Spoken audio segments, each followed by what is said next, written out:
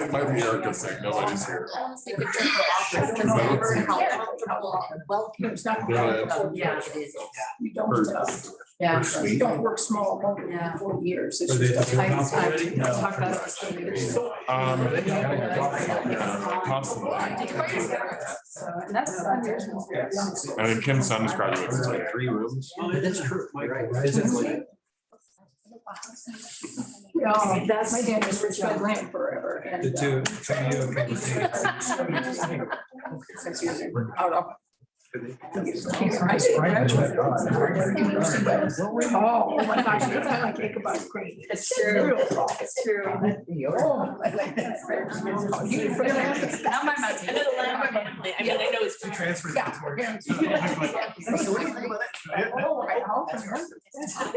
That was one of my. Oh, they use the chairs in your snap, but I know it had There. I heard on this.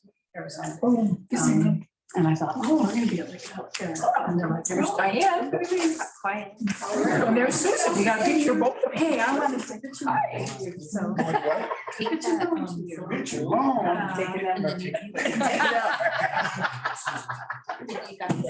out. I should have said that so loud. So I got cold and my mouth, and so I can't hear what everybody else says. It was like the old lady in church. I couldn't get my voice. Look at my fat lady swearing. Yeah. I like the. Actually, we're on the name tag.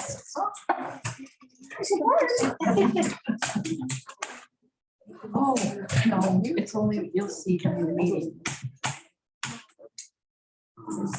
1 minute. Yeah, that's pretty much all. All of a sudden got quiet. I thought. The teacher's at the front of the room. All 3 of us, yeah.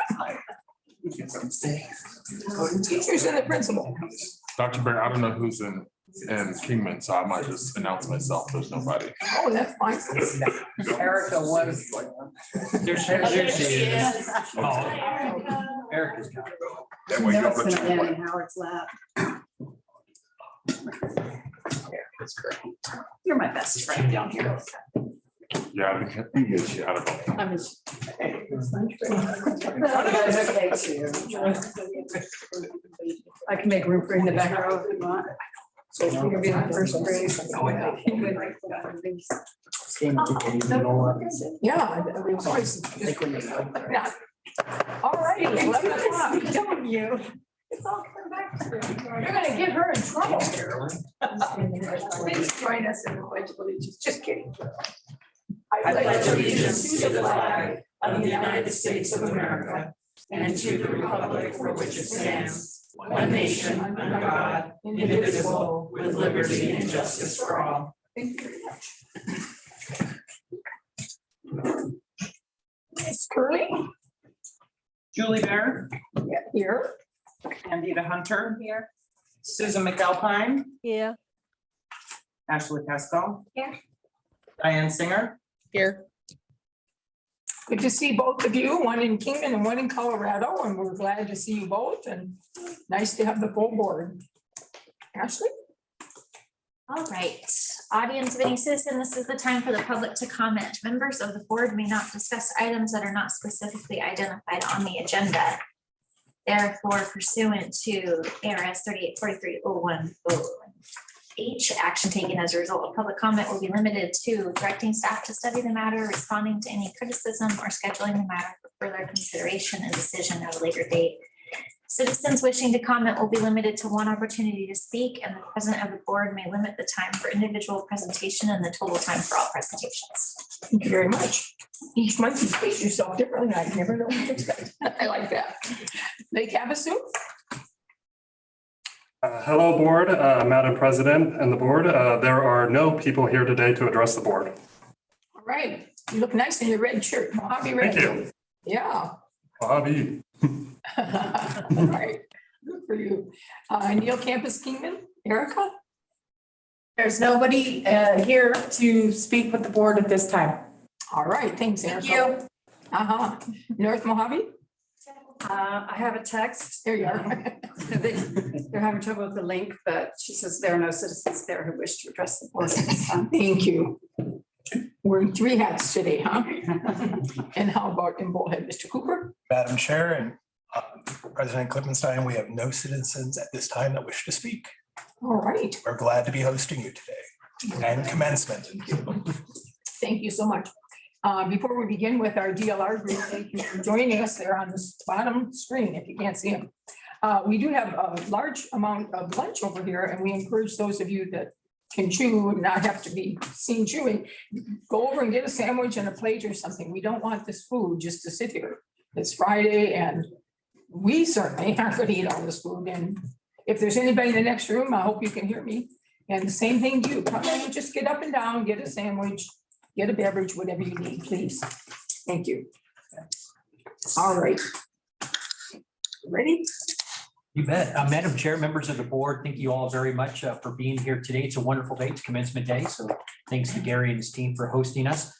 I do want to say it's wonderful to have Carolyn here to give us the report from North Mohave in person. Thank you very much, Carolyn. You're It's very nice to welcome. see you. My pleasure. And today we're very excited to have DLR consultants with us and Woody, who is helping lead our dialogue and the creation of our facilities master plan, to join us today. This is a joint effort of a time for the board to participate with our steering committee in what we consider workshop number 4. I think it's number 4, Woody, and he'll probably update us on that. This gives us an idea based on all the feedback. Woody and his team will be able to collect and gather and synthesize and be able to bring forward with a good plan that we can then look at and then begin the prioritization process and bring back to the board, we hope, in August timeframe. So I'll pass it off to Woody, I think, right? Is that correct? Could Ginny and we Dawn? see who's part of the team that's here, so I'll know who? Well, Carolyn again. Woody.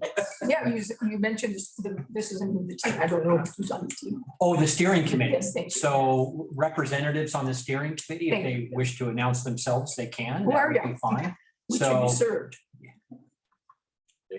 Okay, anybody else in the Dan, room? yeah. Dan, all right. All right, thank you very much. So Woody will pass it off. Student services area, do we have a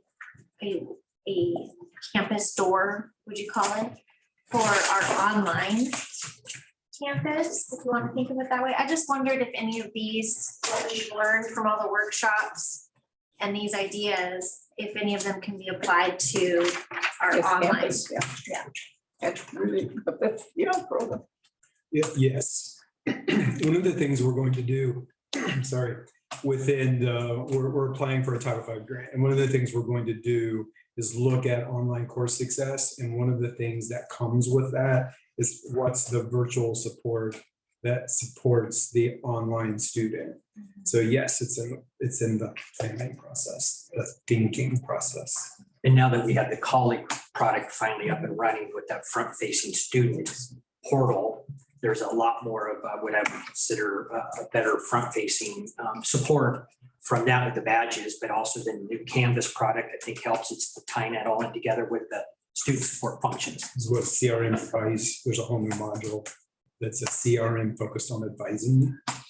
So. It's all converging. Thank you. I have some For you. general conversational concepts to explore, but I don't think we have time to do that today. So I'm going to, at least for myself, and I'd encourage the other 4 of you to do this. If you want to draft some kind of summaries of your thoughts on each of these or any of these, and we'll send them to Stacy or Amy via Stacy, whichever, both of them, and come up with a composite reflection of how any and all of us, separate or together, end up converging on what we think about some of the things brought forth. And so if we could get that done between now, maybe in June is what he's saying is going to be the next. Seems like everything's being compressed and there's not time to. Please. Chair, can we receive the slides? It's for North Mohave, especially that little area with. Sure. Yeah, the updated slides, we'll make sure we get those to you. There is some variation for the ones that were sent last week, but yeah, absolutely do that. So it might help with your notes. Those would be the slides that Woody just showed to me. So just be, yeah. Yes, yeah, that'd be helpful.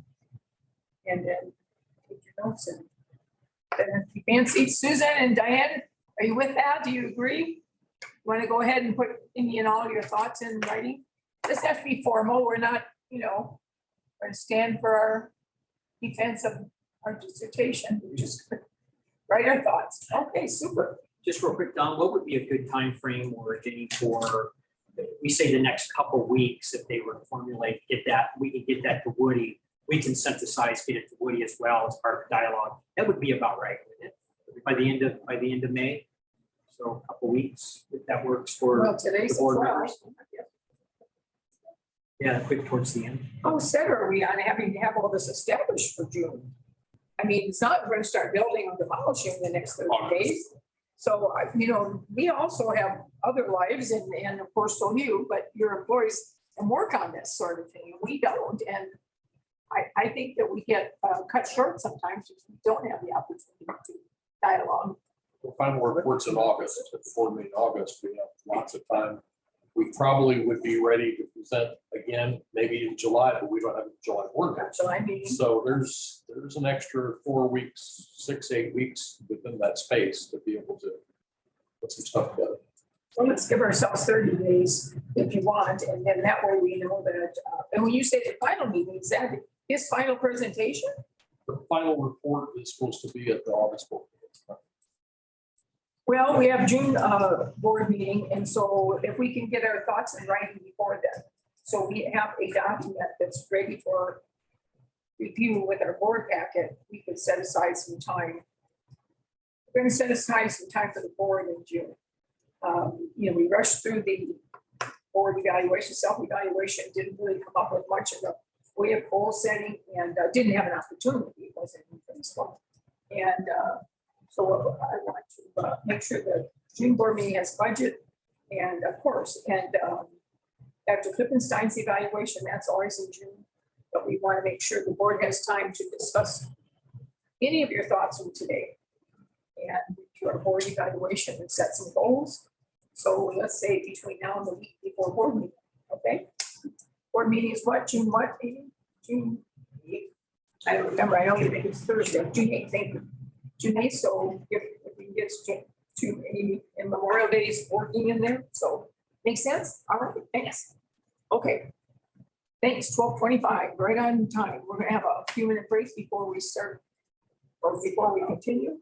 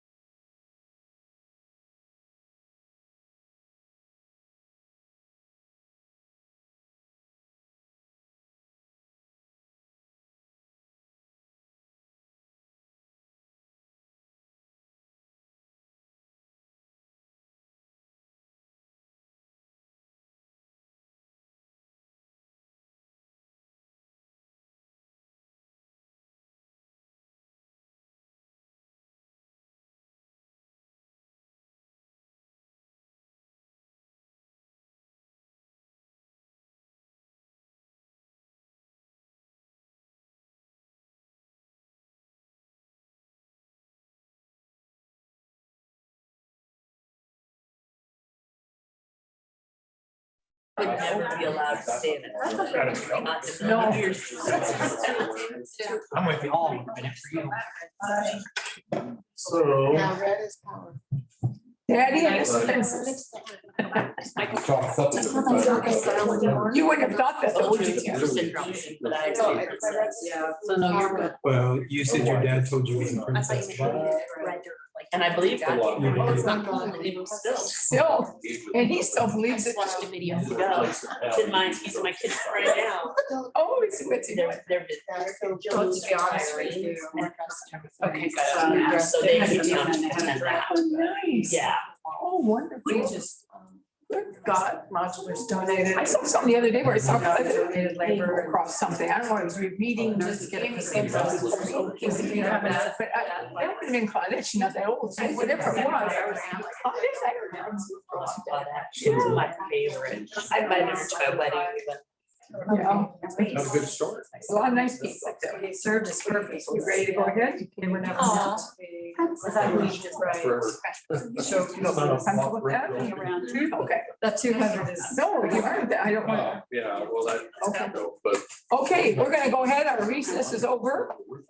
Once again, if you haven't eaten, or even if you have, we encourage you to go back and eat some more. That food is there. And that won't have to crack the agenda. Now we're at. We just finished. I wanted to bring you right back in the discussion. That's where I saw that. I knew it was popping out at me somewhere. That was Woody, right? Consent agenda, appendix 1. Susan and Diana, you both, yeah, there you are. Now I can see you both. Thank you. All right, we're at the consent agenda. Yeah, everybody comfortable with keeping those 3 items that way? Okay. Sure, I'll make a motion to approve the consent agenda. Oh, we don't approve it. I didn't see it. That's why I was thinking, where's the motion? Where's the? I'm with you. We did too. I think we do. I think it just wasn't maybe stuck in there. You do your own motions now. Well, but usually you have something in bold says motion to blank and you don't. Yeah, we would We do a need motion on a the motion consent. to blank. So you can't have it both ways on the same agenda sheet, Amy. All right, we're ready. I'll second that. All right. Any other conversation? All those in favor? Aye. Aye. And yes, we will continue to do our own motions, but please put something in there so that we remember that it's. Thank you. RFQ, we're on to Dr. Flippenstein. Yeah. Thank you very much, Madam Chair, members of the board. We have this item in front of you today. I'm happy to bring it forward. We have a couple people that will be sharing a bit of information about it. Pretty much all the information is in this document under the section. And I was able to at least have dialogue with individuals as they had questions during the last week of agenda review. I just wanted to share with you, we're excited to bring this forward, as you saw from the facilities master plan, questions and concepts and thoughts that came up regarding housing in the future, the need for. We also, over the last so many months, were able to complete the student surveys that we were able to provide the board previously, as well as the open community forum, and receive feedback from that. And also understanding the continuation of the dialogue around the county around housing shortages, as well as then taking a look at our migration of students. And we know that we do have a couple programs, especially out of Bullhead, where we do have a migration of students from outside the area that, because of dental hygiene, that need to be more localized because of the demands of that program and the potential of assisting them, as well as the incoming student athletic program with men's and women's soccer. We're really excited to be able to offer an opportunity for an auxiliary style program and build on our own campus. And that would generate a revenue flow, auxiliary revenue flow each year that we think would benefit the college. It definitely diversifies our portfolio of revenue abilities, as well as it does set us up in the future. Once this is going, that we could access revenue bonds if we wish to do other type of auxiliary units down the line. So I see this as a benefit across the board. And I will move this forward now to Ginny and to Linda to provide some just information regarding the cost of the RFP process and our selection of Kenny Construction Services. And then on anything with the project itself or facilities, we also have Donna and Gerald here. So I'll pass it on. Linda's going to start with the review of the RFP process that was used for this procurement. Yes. Thank you, Madam Chair, board members, Dr. Kuppenstein. I'm happy to bring forward to you today the process that we did with issuing RFQ 5-2223. Following the February board meeting, the discussion and activities that went on there, on February 27th, we issued this RFQ, and it was for constructing student housing on the Bullhead City campus using the design build method, which is the method most commonly used here at MCC. Most recently, it was used in constructing the welding building that's right here on this campus. The conceptual design for this building was to have 17 two-bedroom apartments that could house 4 students per apartment. It also included a larger apartment for a resident manager, some common study space, laundry facilities, mechanical rooms, mail room, office space, a lot of amenities in about a 25,000 square foot building. And we attached a $5.1 million estimated cost for construction to this RFQ. The solicitation ended on March 27th. We received 2 responses from design build teams. After evaluating those 2 responses, we decided that both met the criteria to be moved on to presentation and interview stage. And after that, it was determined by the evaluation team that Kinney Construction Services should be, if we choose to go forward, awarded the contract to construct the facility for a total amount of $5,865,000, which is broken out as follows: a $5.1 million construction budget, 10% contingency, which is $510,000. And recently I was at a conference in Phoenix and learned about some federal funding and specials having to do with solar arrays. So we have asked to put in a 5% contingency amount for installing a solar array, with which the federal government may reimburse us up to 40% of that cost. So it's the recommendation from administration that the board approve the construction of student housing on the Bullhead City campus and awarding that contract to Kinney Construction Services, and the expense for the design and construction will not exceed $5,865,000 as outlined above. Thank you for your thorough presentation. We have some slides to go through just to introduce you to Kinney Construction, the company that was the successful bidder for this project. Do we have it? Here it comes. So Kinney Construction is a Flagstaff company, Northern Arizona based, and is partnering with Todd Associates as the architects in design build. The architect and the construction company work together to develop the bid and work as a team on the project. So we have, you click through these. We have a team of 4 from Kinney Construction, including the CEO who was there, and project directors and managers and superintendents who will be on site, as well as 2 individuals from Todd and Associates. Together, the next one, they have this team that has bid for the project has more than 200 higher education projects in Northern Arizona under their belts, 25 student housing projects they've completed, more than 330 public projects completed, 35 plus sustainability certified facilities designed and built. And they have 100% success in meeting budget and schedule goals, which is very important for us. Shared team experience, some of the things that you might be familiar with that they've done 7 building projects for NAU for a total of $375 million, and constructed housing for almost 3,500 beds on that campus recently. They are working with Coconino Community College and NAH. I don't remember. I was going to ask you, what was it? It might be Northern Arizona or something. I think it's healthcare. Okay. I think it's health. Yeah, I think it is too. Northern Arizona Healthcare. We'll go with that. Northern Arizona Healthcare. Yes. Sorry, I had to think about it for a minute. So one of the things that really drew I wasn't on the team, but in the presentation, some of the things that sparked interest was their concept of this elements of project success, which had 3 different components: budget and schedule compliance, sustainability and operations, and active campus construction, because we are building on a campus that will have people working and going to school on it.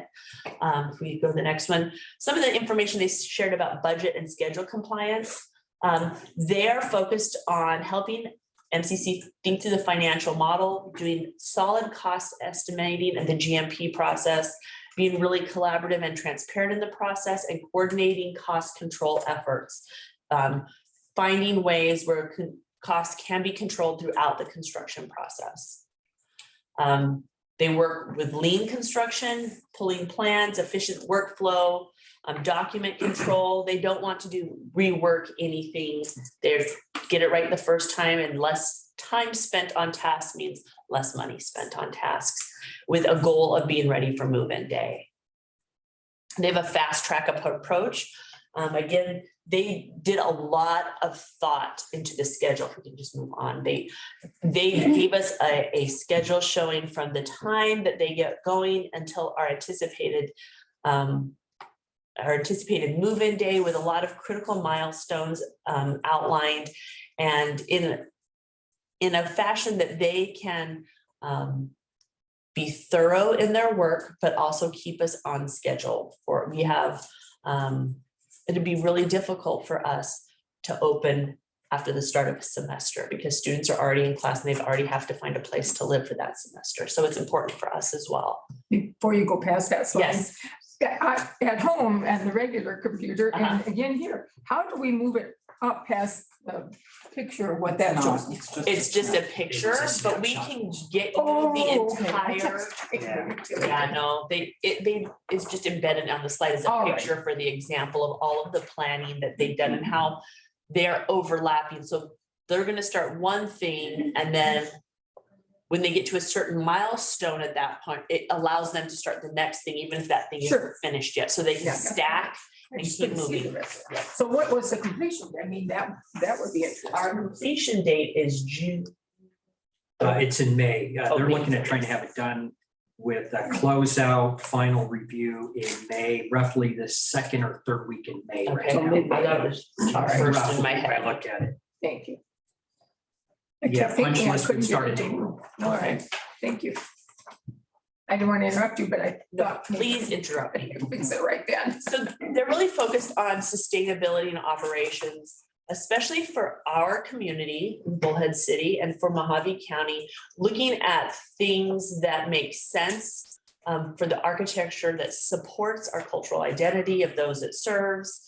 I'm looking at context, climate, customs of a particular region. The things 2 through 5, they really focused on for Mohave Community College: climate and solar orientation. We all know what it's like when you have windows that face right into the setting sun and it makes it really hot. They're very keenly aware that in Bullhead City, we need to be use our light and our water to the best way possible, that we have effective land use on our campuses. And so they really came in with some focus on those things.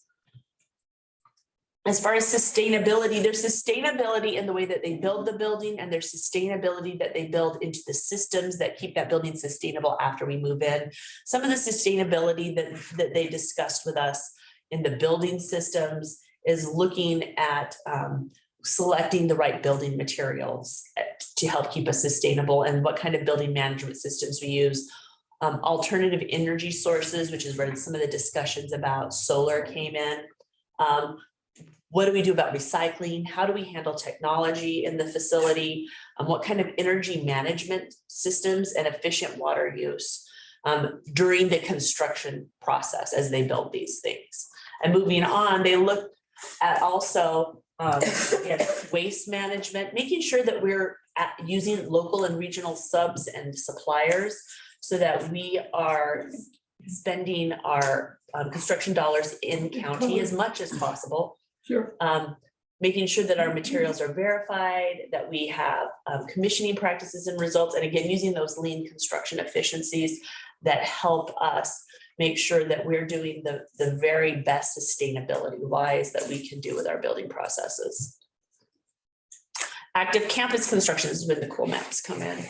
So this is an aerial photograph of the Bullhead City campus, and some of the things that we need to be concerned about that Kenny was very aware of was site safety and security and access of a construction site on campus and the type of construction activity. So if we go to the next one, we can see that looking at the building pad, they've already looked at how they would access the construction site without coming through the main drive with big trucks full of stuff, and keeping the construction traffic away from student traffic and being able to separate those things. Being able to have evacuation assembly area, being able to make sure that the access to the site is available only to construction. We move forward to the next one. You can see that looking at where they would place waste management and recycling, how they're going to tap into some of our utilities in order that most of our utilities are very close to the site as it is, and finding where the office trailer and the construction yard, which we fenced all the way around to ensure that we stay safe. And then they had a very, very detailed programming chart to show how they achieve the vision, how we get there, what kind of questions we need to ask ourselves. Probably thought of more questions than we thought of to ask ourselves.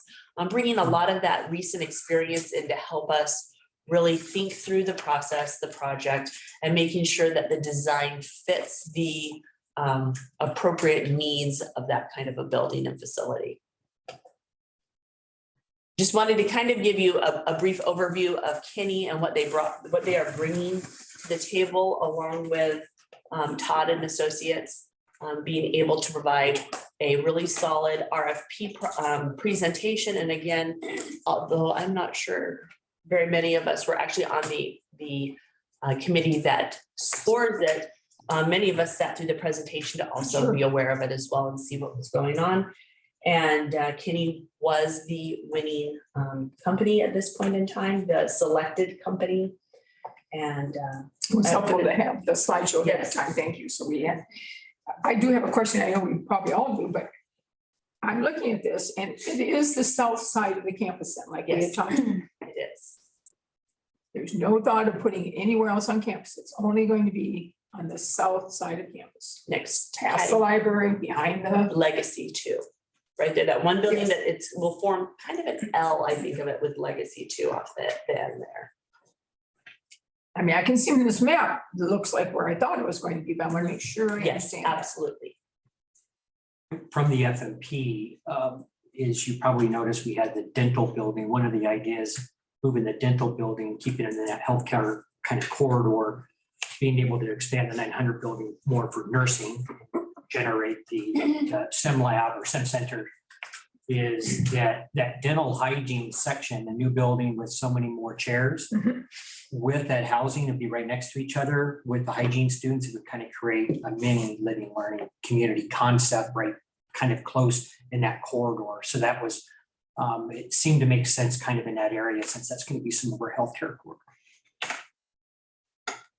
And we wanted to keep the other area free to open for culinary, which was our second shot. Well, actually, it was our first site potential location for housing, but because of culinary, we wanted to keep that there. Thank you. Okay, want to start left to right? You want to start with screen? Susan, Diane, where do we want to start? Questions? Before we can have a discussion later, your questions. Yeah. Nope. All right. Just a real basic question. It's probably silly, but as part of this project, will there be, sidewalks and walking paths to connect it all to campus? Because that doesn't show in these pictures. Yeah, final design would be able to show that connection. We'll take a look at the parking lot need, if there's anything else that we need, but yeah, sidewalk motion movement. Okay, it's not me. Yeah. Oh. Mitch? Are we gonna go out? Yes. Oh, yes. One of the things I liked about it, and I'm really glad that we had the presentation earlier by Woody first, because it helped me just conceptualize this a little bit more. is that it seems if we needed to expand or if we wanted additional living quarters, that we could do it near that area.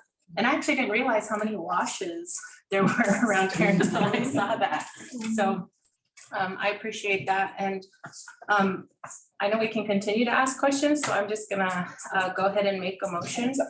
That the administration recommends that the board approve the construction of a student housing unit on Bullhead City campus by awarding CUNY Construction Services RFQ 05-2223 and an expense for design and construction not to exceed $5,865,000 as outlined above.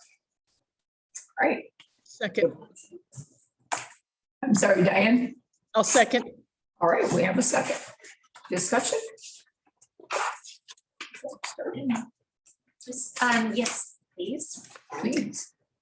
And this could be a question to President Klippenstein or any others, but I would like to know what is the worst that could happen by moving forward with this? The worst that can happen, no students living in it. I mean, in multiple ways, you have the financial instability if you have no renters, so to speak. And so what would we do if that was the case? Repurpose it for potential other use if that was the need. Right. I mean, it's a lot of housing programs when they go through ups and downs and so forth, they might have a lot of open square footage and they have less residents, or maybe it's by design by a strategic initiative for the campus is that those buildings are ours. So then what they have done in the past is repurpose them for office space, or maybe it's new academic type outreach space. It can be reconfigured into academic. I mean, there is that ability down the line. So if you look 10 years down the line with the facilities master plan, and instead of doing one building, maybe that's repurposed in current space. A lot of campus would do that when they have open housing type based on occupancy percentages. I would take up with that, and I kind of anticipate what you were asking, but you mentioned the word revenue stream for the auxiliary account. And I've looked at your pro forma quite a bit, and thank you for sending that. And I printed it and spent a lot of time looking at it. And I had asked you what the break-even point was for occupancy, knowing that 2 of those beds are going to be free or gratis because if we have resident assistance, if we need to do resident assistance. So at that point, what is your break-even point? We Residency occupation. Currently with projections, estimated projections, and let me make that clear, estimated projections of expenses on an annual basis that we see that roughly 23 beds at a estimated projected rental rate, which is not yet approved.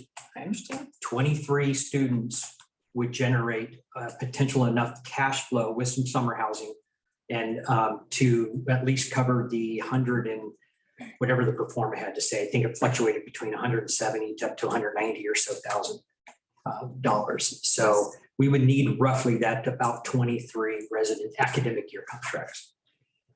And if you don't have 20, let's say you have 30, I mean, I understand what happens when you have more. I get the whole, I call my yellow sheets up in on yellow paper.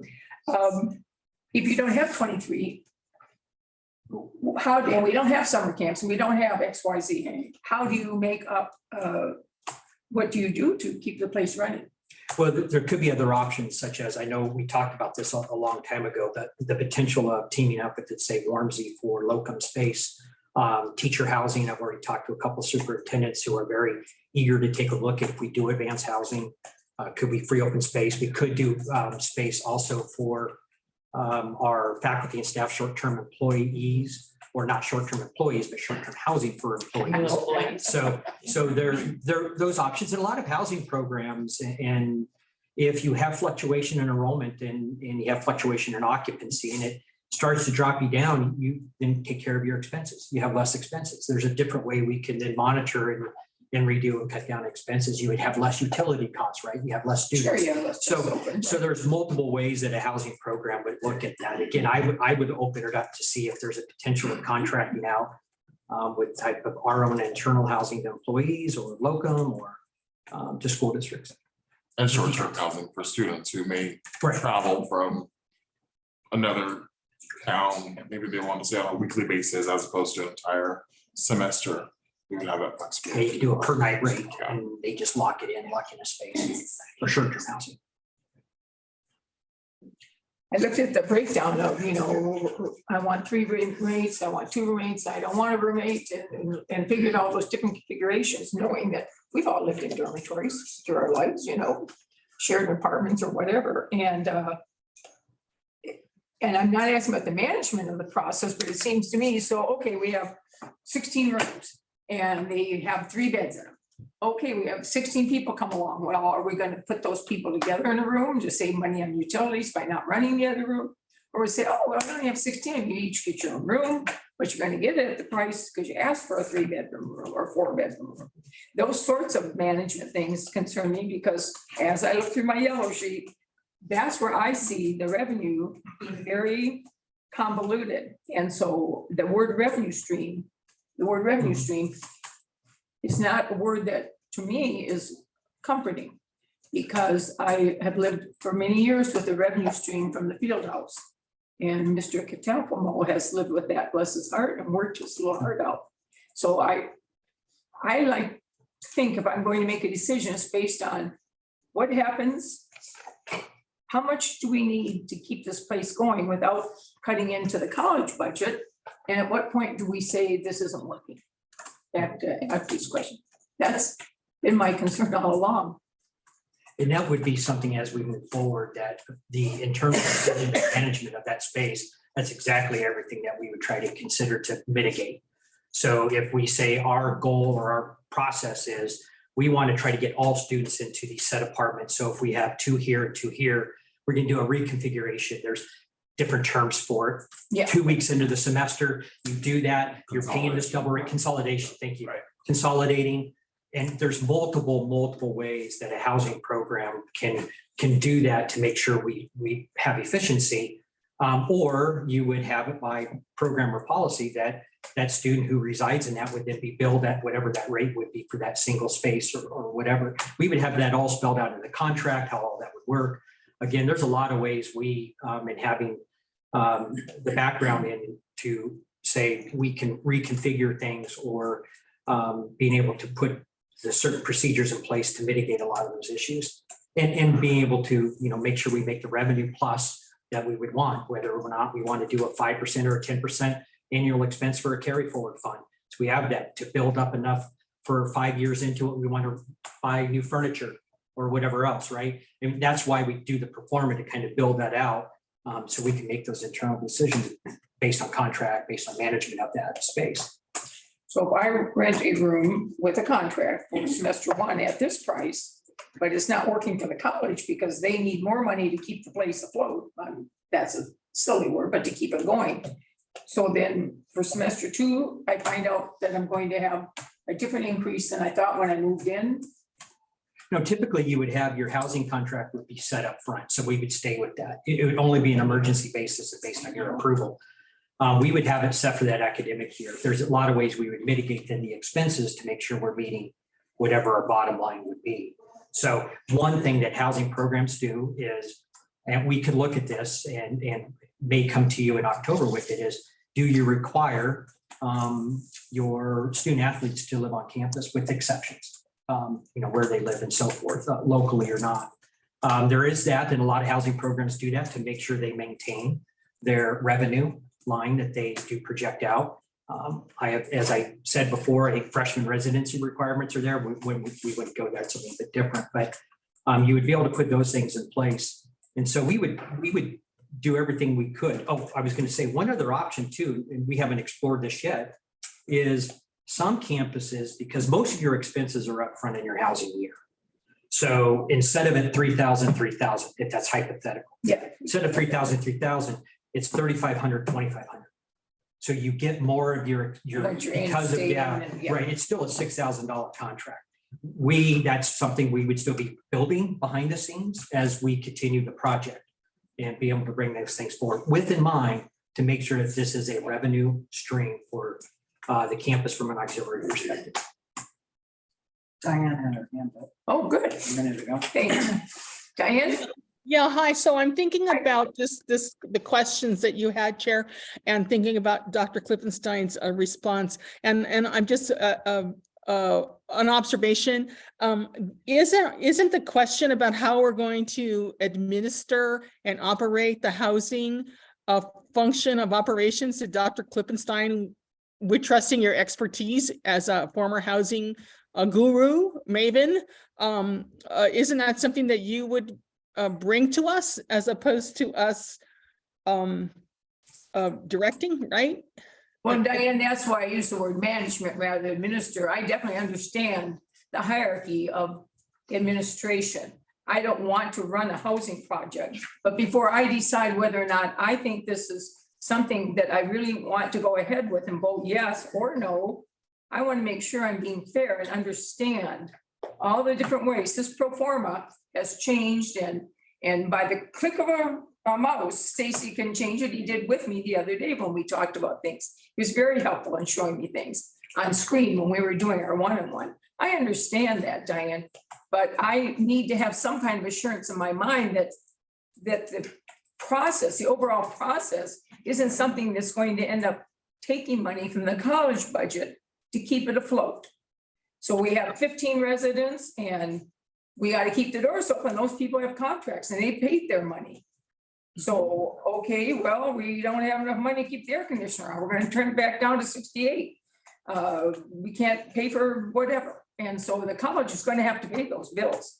And that's what's going on with the field house here in our community, which, you know, is new to you, but I'm telling you, it's been the most difficult thing that every property owner and everybody in Bullhead City has faced, frustrating wise, because of the loss of money from the school budget to keep the place afloat. And that's what I don't want to see happen with a residential home. Sure. And I don't mean to be critical of your question. It's more of I guess what the point I'm trying to make is that that's Dr. Klippenstein's job to make that all work within the budgetary parameters that we have given him, and with bringing to his expertise into that. And your points are very valid, and I appreciate your comments, but I'm just asking that question is this is something that he knows how to do, right? Dr. Klippenstein, this is your I do have a background in this, and we have other people with the background in it as well here in the room. And we would be very committed to make sure that this is a true standing alone auxiliary that manages and pays for itself and hopefully collects in, as we have with the pro forma, based on an 80% occupancy that we feel confident we can hit that with our athletic program with 50+ student athletes coming in and some of our dental hygiene students and other options that we can put in place. I really do feel very comfortable we can make this a strong revenue option from the auxiliary perspective for the campus. Okay, and I am being respectful of your question, Chair. I just wanted to ask that, kind of more make an observation, ask a general question, but your points are very valid and well taken. Thank you. And thank you. I probably sounded quite frustrated, but I'm very aware of Stacy's background with housing because, of course, when he interviewed with us, we were familiar with his background. But thank you so much for bringing that up, Diane. I had one more question. We talked about, you had talked about, of course, meeting with outside people in the community about bringing in some kind of cooperative agreement. And did you have any bites is the word I wrote, but did you have anybody, once you made some presentations to perhaps other people that have money, was anybody at all interested in some kind of sharing with this project? Cost sharing or? Yes, yeah, I knew about the hospital. No, I other than that, with the hospital, it's possible to come back, right, maybe lease a space or two. I did approach one group about the potential, and they did not feel like this fit within their scope, which I totally am fine with and agree with. Sure. Yeah, that was what I was wondering. I knew about the hospital. I'm picturing these nurses coming to town and living in campus with soccer players and playing volleyball in the middle of this concourse or going on, thinking that might be a good thing for everybody. All right. Camilo will not allow his student athletes to play games. That's right. No volleyball. Not during the season or off season. Other sports than soccer on the soccer. And Monopoly. Oh, yeah, okay. All right, any other questions? Yes, please. Just a question about process. So if this is approved today, what are there other points in this process where design or any steps in the process that would come back to the board for input or some other group for input? Right now, with the way the schedule is, they're going to move, if approved, they're going to move relatively quickly. The time period would be roughly, if I remember right, roughly in June to July would be their kind of design to get moving forward. So we would probably have something maybe in August board meeting to kind of give you an idea where we're at, unless we want to have a special meeting in July to overview. Yes, there will be different points where we'll give you updates with design, and maybe even Gerald can come in, or Don or Dan can talk about where we're at with the project and scope. We'll also have a lot of stuff on the back end to be able to update you on procedures and policies related to the on-campus housings as we move on the operational build of the student housing. So there would be multiple points. The exact timeline, I don't have those right now. This would be a final approval for us to move forward in this project. We would be providing a periodic update. Right, there would be reports and updates, but with the design build, once the only board action required is this one. And how many years do you think, in your vast experience, which I'm very aware of and appreciate, and Gary's, of course, and Tremaine's and other people in the room, how many years do you think it would be before this is actually settled as far as I know the first year, we don't know what's going to happen, and maybe the second year, we can find the third year. How many years before you come back, or there's excitement here with this project we had earlier today? We're seeing these yellow buildings on other campuses. What do you think, in your mind, as our chief executive officer and president, esteemed president, how many years do you feel it's going to take you as our leader to determine that this is working out well financially? Year one will tell us a lot.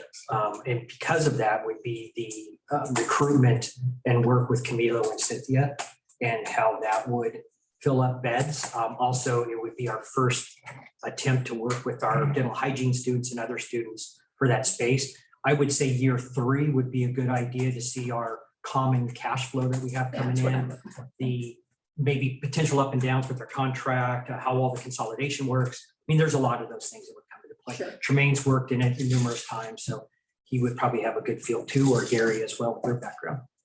But I would say three. One would give us a good sense because of the athletic program, right?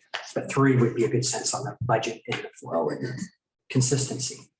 And consistency with expenses, I should say too. I forgot to not add that in. And then the leveling off years. Right. Don't have any more questions. Susan. Anybody raised their hand? Susan, okay, thank you.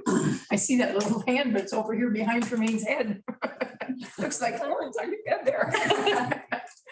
Susan, thank you. I just have a comment. We just had a presentation with a rough estimate of $40 million over the next 10 years, excluding demolition and anything else that comes up. And now we're being asked for close to $6 million that may pay its own expenses in the next 3 years, but will not provide, that I heard, any reimbursement to the college for any of the close to $6 million that we're being asked to invest today. Madam Chair, if I can address that, in the performa, our plan is to set aside, if we can, a kind of a payback to the college. And I think right now in the performa I provided was $160,000 for the first 4 years, jumps up to $180,000 after that. That would come back to the college for us to be able to put back in the general fund or pay for anything else on the auxiliary side. Also, we would still have a small amount going into a contingency and then plus a net. So over a 10-year period, we would have roughly, just in 10 years, if I remember right, it was almost 2.75 million that actually comes back to the college from this auxiliary. In regards to what Susan was saying earlier, we are so far right now away from understanding the financial model that has to be put in place into the FMP, which would come in August. If we use her 40 million right now, we'll have over 50+ million in carry forward funds if we hold some back, but we also have annually been putting 5 million into projects and holding that back. So we right now, if using the 40 million mark, we would have plenty over a 10-year period to do all of that. I guarantee it won't be at 40. It will be more than that when it's all said and done. That's where we'll come back and take a look at carry forward funds, where we're at with our annual budgeting, where we're at with the expenditure limitation and that cap, and what do we move into construction. There's a lot of ability to do with that. This auxiliary itself, we hope to pay back to the college $160,000 at minimum. At minimum. Any other questions before we go for the vote?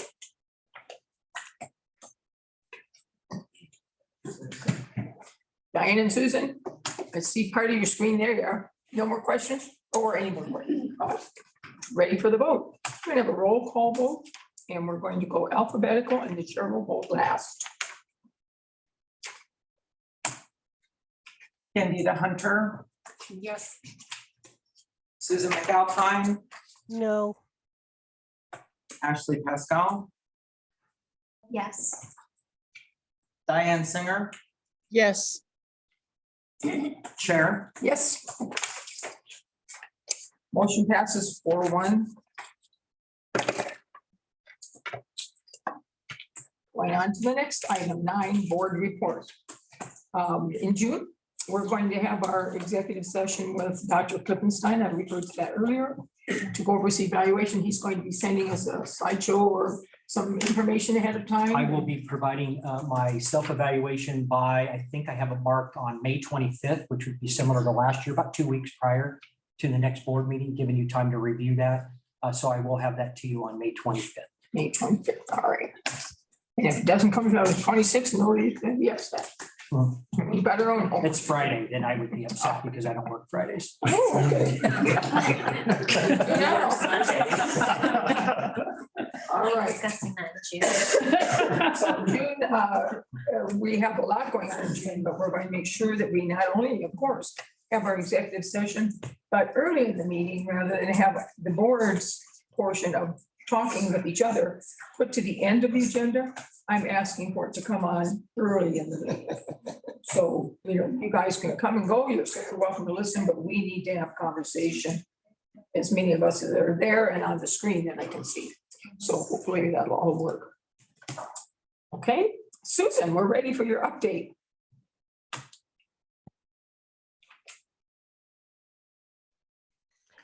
There's an all Arizona trustee meeting scheduled for Wednesday, April 19th and Thursday, April 20th. Or was, I'm sorry, we're in May. It was, and I believe, did Candida and Ashley go? Ashley and Diane went. Ashley and Diane went. So I think it would be appropriate for them to comment on that. And then we also have the 2023 ACT Leadership Congress and a call for presentations and a potential MCC presentation at that conference. And I think Stacy can address that. I'm looking at the screen, sorry, I'm having a problem here, what's that? Did you skip it? Yeah, I did skip her altogether. I'm sorry. Okay. We'll come back to you later. I guess that's not in my sequence there. I took my pink page. Thank you, Susan. So Ashley and Susan, Ashley and Diane have attended the meeting in April. And we're going to continue with item 9, and then we'll come back to the schedule that Linda was going to talk about. Thanks. Do you ladies have reports? Do you trustees have reports yet? Anything you want to say? I could share that it was a good event for learning. What I found most interesting was just hearing about the current data on participation in higher education altogether, especially community colleges, and what like the future might look like. And then, so we heard from experts, and then we're able to have some dialogue and kind of relate it back to what's going on in Arizona. And I would love for our board to have this time to have some conversations like that, looking at how what kinds of students we might want to plan for in the future. So it was really interesting. Good. Diane? Yeah, so I would agree with Ashley wholeheartedly. There were several takeaways that I made as looking at higher education as an industry that we're in, and especially in the community college space, and learned a lot from our colleagues from the other college boards. It was interesting to hear their perspective and their experiences. It was also, I thought, a very inspirational, and that it talked about the future of community colleges in Arizona and community colleges as a whole, and pathways to get in and out, to get to the community college, then into the university or to the workplace. I found it was very energizing, and I had quite a few takeaways from there of thinking about things that we could be doing as well. So it was a very good session and well worth the time and energy to attend. Thank you both for going. And Susan mentioned the ACCT Leadership Conference, and we're hoping that all of us go, or as many as can. And Dr. Klimstein has talked about that presentation. He will in a minute. But Susan, I'm hoping if you go, because you are our, although Ashley's been a good second person in charge, but you have been our delegate for so long, and you've done such a lot of work working together and coordinating things. I'm hoping if the performance or the presentation is accepted and put on the program, that you would be the board member or token board member, either way, that represents MCC with that group. So I hope you're planning on going in October. I'm trying. Okay. We'll look for you and your pizzazz. All righty. Stacy, do you want to address that also? Yeah, just to let you know, Madam Chair, members of the board, we did submit the presentation yesterday, I think. Today's Friday, right? Maybe it was Wednesday. But we do have Susan down as one of our co-presenters from a trustee perspective. Great. And of course, that can always change. I can always make those edits if that needs to happen. But myself and Tim and also Dr. Kirk Lacey doing a very similar presentation to what we did at the AACC conference, or the American Association of Community Colleges, which would tie in a little bit of what Diane mentioned, as well as Ashley mentioned, which gets into our non-credit, kind of that workforce development side, and from the academic master plan, how all that's folding in to really tie into community partnerships and community development. So we'll have a presentation ready to go if we're accepted, I guess. So we'll know in June. Have to buy some new shoes then, Susan. We'll be counting on you. Thanks. Okay, we're going to go back to item 8. I have written notes all over that item on my paper. And that is how I overlooked it. So we're ready. Linda? All right. Thank you again, Madam Chair. Oh, she's bouncing back up again. I was ready. Yeah, you were. We have presented you at this time with a first look at the CCD forms that you are familiar with. That consists of schedules A, B, and C, A being a comparison, B being the revenue schedule, and C being the expense schedule. We, as you know, budget figures are projections. And so as we continue to move forward over the next few weeks to provide the second and final reading for you, we will continue to research and look at these things. And we look at things like grants that we've applied for and haven't received official notification on yet. We may receive those official notifications before the second reading. So these numbers may change slightly. I mean, it's not going to be a huge swing, but if you compare them side by side from this month to the final reading, there will be a little bit of differences as we continue to do our research and firm everything up for you guys. Did you have any questions on the first read? Questions? Can't, Susan doesn't have any questions. Diane? No questions? All right, we don't. Well, and I Oh, will, you do. I'll Go, just, please. I did have some questions that were answered prior to Oh, this. sure. Oh, okay. So thank you for the footnotes Yeah. that you provided when in the copy that we received of this, those. Now I don't have questions. Great. And I thank Nancy for putting those together. Ah, that's right, yeah. Nancy is now Director of Budgeting, and she'll be doing this part for you guys next year. Super, thank you so much. Yeah, it's helpful having it early, of course, and we always have your attachments in there early. We really appreciate that. Thank you so much. You're welcome. Madam Chair, if I may, Please. this will help maybe speed up my report later too, but just from a legislative perspective, you never know what will shift. It does sound like the budget is a little bit more firm and we hope is approved.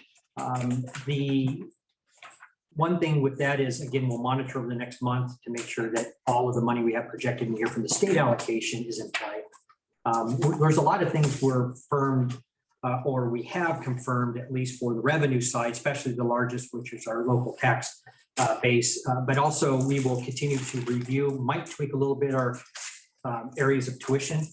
That's one area too, it's our second largest.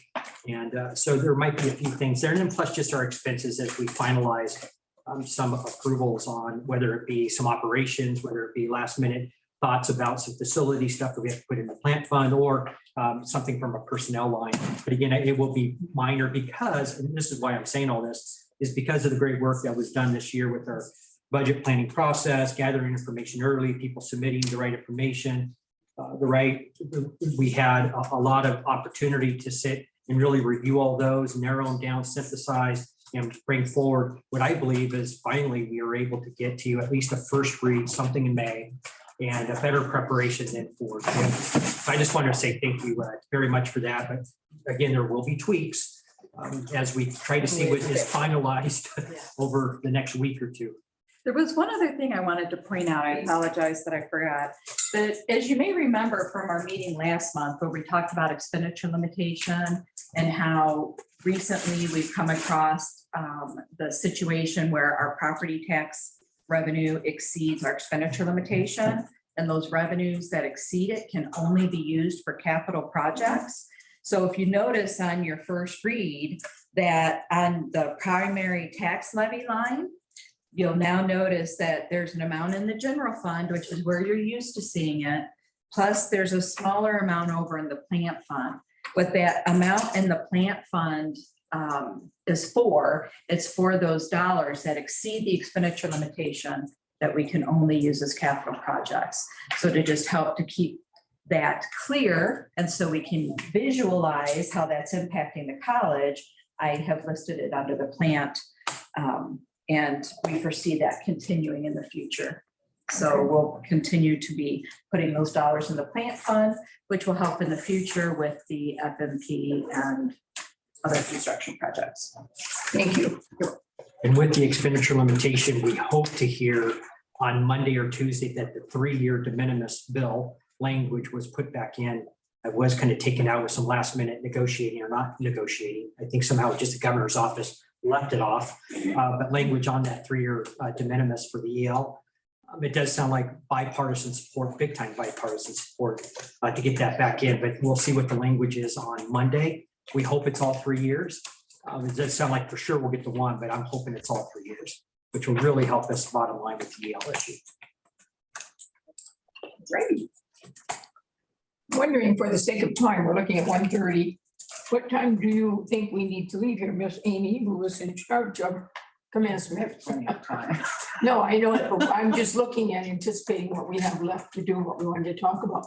What time do you think that we would want to leave here, we being the whole group? I mean, I would say no later than 2:15. Okay, that's what I was exactly gonna say, 2:15 in my mind, all righty. Thanks. I know, we've got 45 minutes. All right. Dr. Klippenstein, you are 10A. Yes, Madam Chair, we do have a Mohave minute that we'll share with some good information, and then I'll get into just a few other state levels reports and a few other items, and then we'll pass it off to Administrative Division and Enrollment.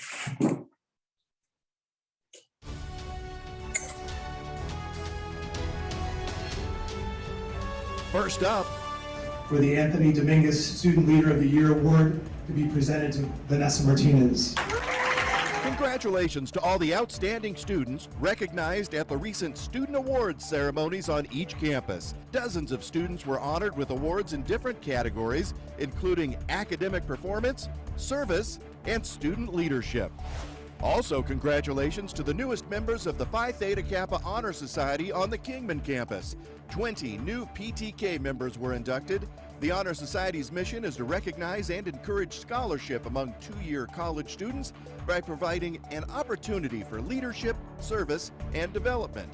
For more information on PTK, contact the Office of the Dean of Student and Community Engagement at a campus near you.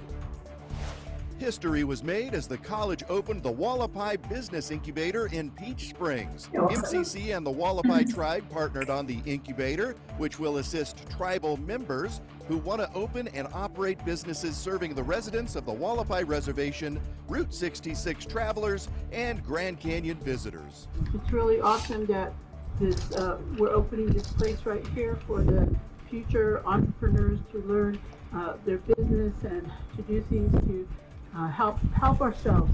You can read much more about the Wallapai Business Incubator on the Mohave Wire at mohave.edu/MohaveWire. A busy time for the high school recruitment team. The recruiters and mascot Blaze welcomed high school students into the MCC family during National Signing Days. They helped the new students with the application and enrollment process so the soon-to-be high school graduates can officially become Bighorns. In your employee spotlight, we're highlighting Danette Bristol, Executive Director of the Center for Teaching and Learning. At a recent President's Cabinet meeting, Danette was honored for all of her hard work guiding the college through the Higher Learning Commission accreditation visit. The next time you see Danette, be sure to thank her for all of her great work. There have been plenty of events and activities for people to enjoy on all the campuses, and here are just a few of them from the past few weeks. The Lake Havasu campus held its Spring Bash Week in early April. There were several events for students and employees throughout the week. It included the Club Rush, where students could see all of the clubs and services available to them. The campuses each held art shows, including the Havasu Campus Spring Art Show.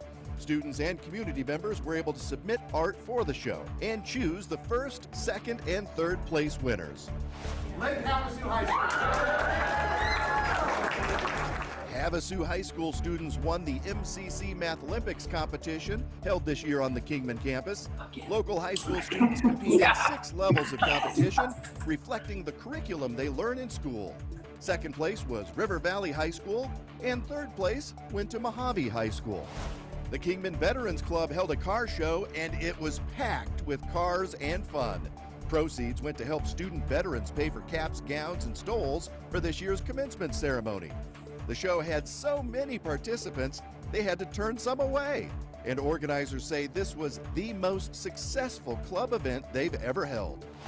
Speaking of successful events, the MCC volunteer golf team helped with and had fun at the Bighorn Boosters Golf Tournament. The Boosters host tournaments like this one at Laughlin Ranch in Bullhead City to raise money for the men's and women's soccer programs. There's another tournament on May 20th at Surbat Cliffs Golf Course in Kingman. Meanwhile, Director of Soccer Programs and Men's Team Head Coach Camilo Valencia spoke at the Route 66 Rotary Club in Kingman. He provided members with an update on the soccer program and was available to answer questions. Members were also encouraged to join the Booster Club. Country music star Sam Riddle joined the MCC Foundation's Food Truck Frenzy in Bullhead City. The event was organized by the Bullhead City chapter of the foundation, which raises money for scholarships.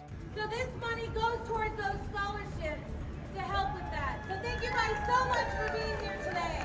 We're out of time, but stay tuned for the next MCC newscast because there are more great events to tell you about, including highlights from commencement.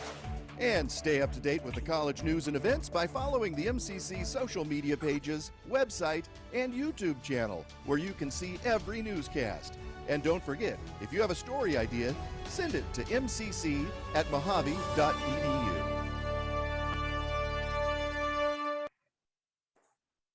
Yay. Good job again. Just a couple of highlights from that, the incubator. I just wanted to highlight that Sherry Parker is the chairwoman for the Wallapai tribe, and she is a graduate, I think 2 degrees from MCC, if I remember correctly. So it was great for that. And also the Booster Club has been doing a lot of work. They had their golf tournament down in Bullhead, plus they had a bingo de Mayo program. It was a bingo night down in Bullhead here. I think they raised roughly almost 15 clear. They did 15,000 from that, plus another 44 from the golf tournament. Bingo de Mayo on Cinco de Mayo. That is hysterical. It was well attended and everybody had a good time. Yep. And then we have the golf tournament in Kingman coming up in next weekend. So excited for that to continue to raise money for the athletic program. Also wanted to just say thanks to Diane and Ashley for attending the AACCT meeting. It was good to get to have time with them and hear the same presentations that they had. So that was very, very nice. The Student Recognition Awards, what a wonderful event.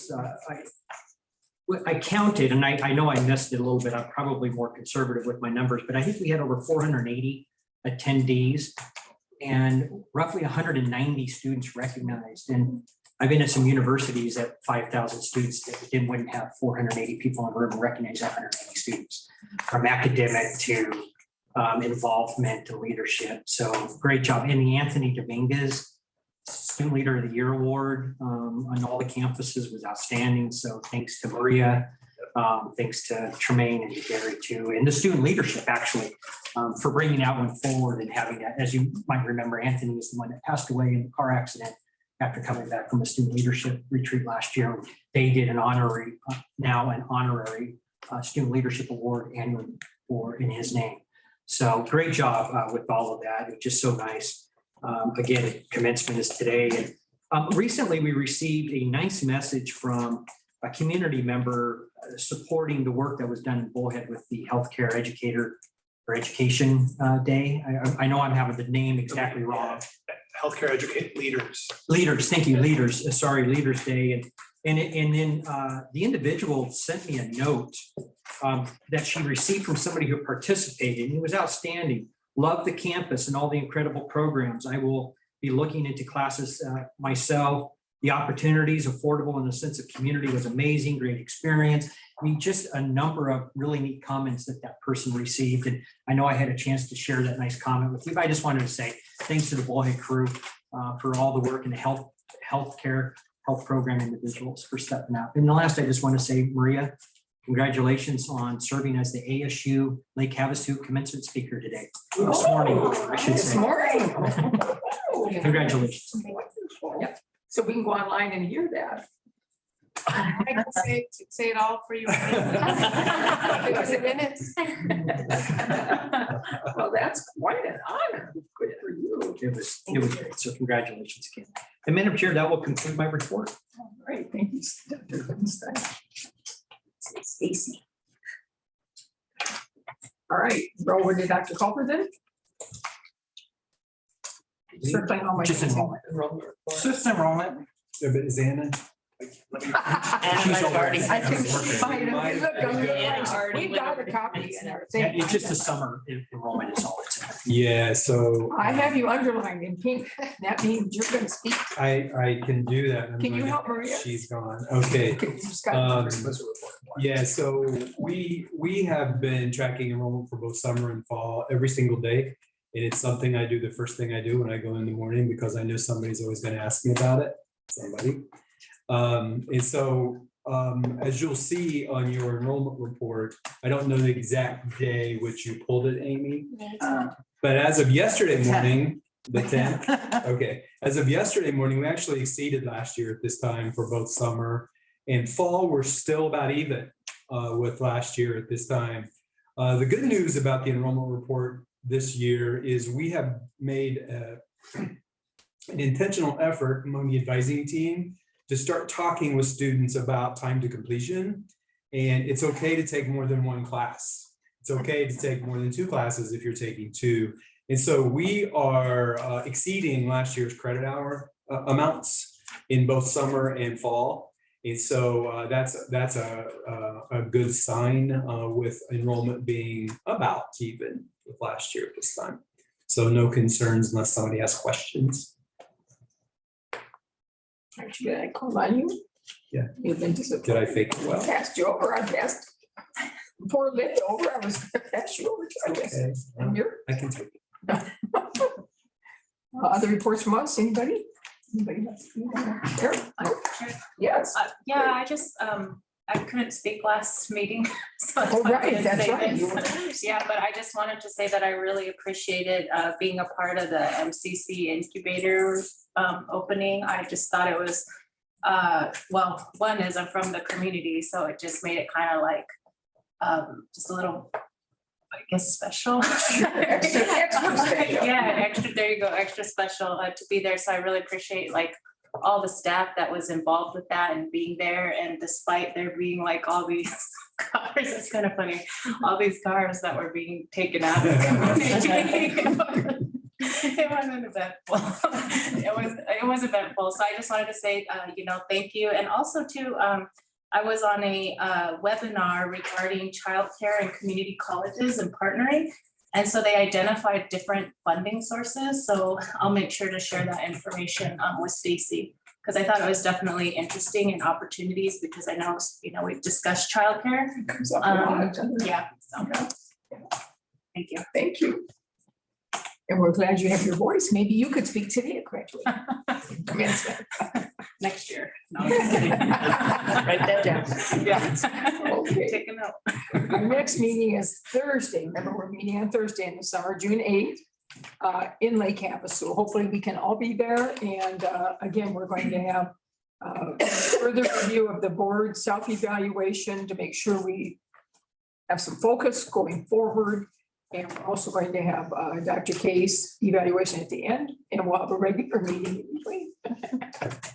Thanks. Anything else? Bye-bye. Just want to invite everyone to grab a quick dessert and take a soda with you. Will be water over at the field house for you available. And also, if you're a T-Mobile phone user, we are out of service right now. The flicker that you saw was an accident on 95. Somebody hit a power pole. Now, And so you may or may not have cell service.